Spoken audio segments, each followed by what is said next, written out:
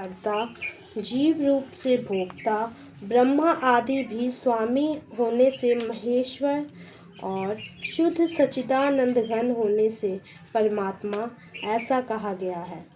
इस प्रकार पुरुष को और गुणों के सहित प्रकृति को जो मनुष्य तत्व से जानता है, वह सब प्रकार से कर्तव्य कर्म करता हुआ भी फिर नहीं जन्मता। उस परमात्मा को कितने ही मनुष्य तो शुद्ध हुई सूक्ष्म बुद्धि से ध्यान के द्वारा हृदय में देखते हैं, अंत कितने ही ज्ञान योग के द्वारा और दूसरे कितने ही कर्म योग के द्वारा देखते हैं, अर्थात प्राप्त करते हैं।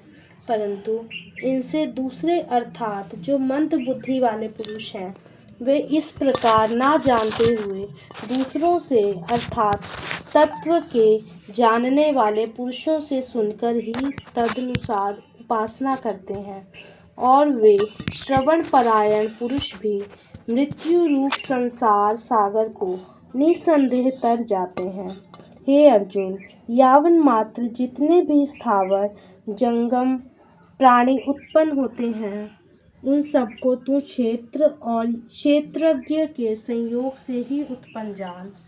जो पुरुष नष्ट होते हुए सब चराचर भूतों में परमेश्वर को नाश रहित और समभाव से स्थित देखता है, वही यथार्थ देखता है।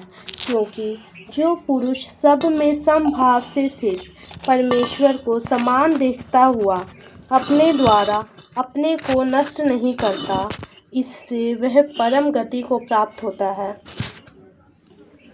और जो पुरुष संपूर्ण कर्मों को सब प्रकार से प्रकृति के द्वारा ही किए जाते हुए देखता है और आत्मा को अकर्ता देखता है, वही यथार्थ देखता है।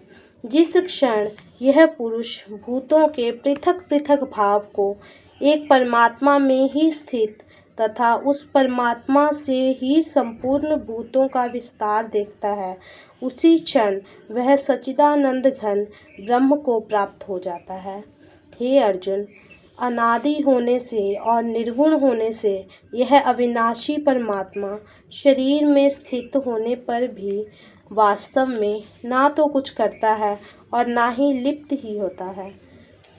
जिस प्रकार सर्वत्र व्याप्त आकाश सूक्ष्म होने के कारण लिप्त नहीं होता, वैसे ही देह में सर्वत्र स्थित आत्मा निर्गुण होने के कारण देह के गुणों से लिप्त नहीं होता।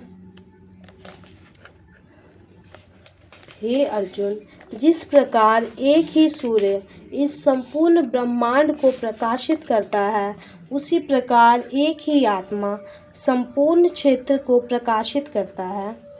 इस प्रकार क्षेत्र और क्षेत्रज्ञ के भेद को तथा कार्य सहित प्रकृति से मुक्त होने को जो पुरुष ज्ञान नेत्रों द्वारा तत्व से जानते हैं, वे महात्मा जन परम ब्रह्म परमात्मा को प्राप्त होते हैं। ओम तत्सदिति श्रीमद्भगवद्गीतासु उपनिषत्सु ब्रह्म विद्यायां योगशास्त्रे श्रीकृष्णार्जुन संवादे क्षेत्र क्षेत्रज्ञ विभाग योगो नाम त्रयोदशोऽध्याय